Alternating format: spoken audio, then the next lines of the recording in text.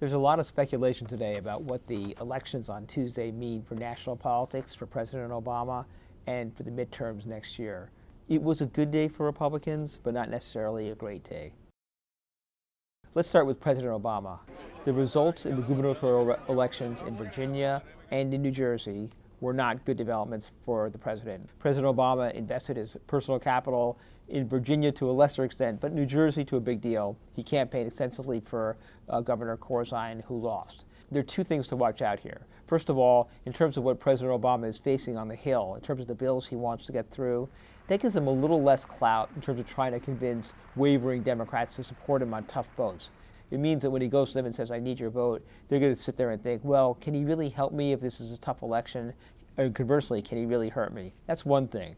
The second thing that was kind of instructive here, and I think we have to be careful not to overinterpret from a local race like this, but we did not see evidence in these races of the big coalition that President Obama put together last year. First-time voters, African-American voters, young voters, turning out for these two gubernatorial candidates. Now, maybe they shouldn't, right? This wasn't a big deal race. It certainly wasn't as interesting, but still, we've yet to see evidence that the coalition that President Obama put together last year can be put to use for anything else. The most revealing race might have been the smallest race, a race to fill a congressional vacancy in upstate New York. This turned into a pitched battle between conservatives and Republicans over what kind of candidate the party should be running, and hence what kind of candidate the party needs to be embracing to get back into power.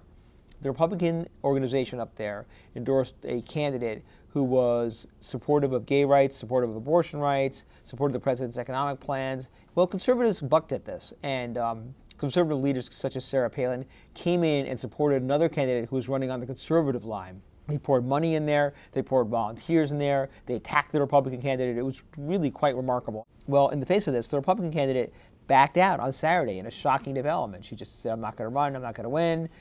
She suspended her campaign.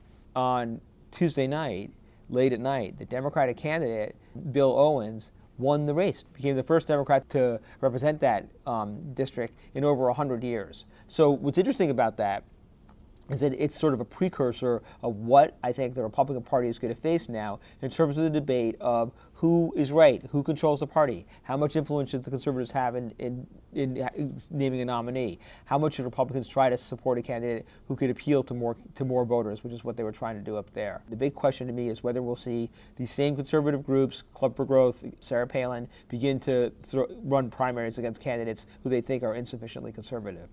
None of this is predictive in any way of what's going to happen next year in the midterms, but it certainly suggests some of the dynamics both parties are going to be facing as they prepare for the difficult races next year.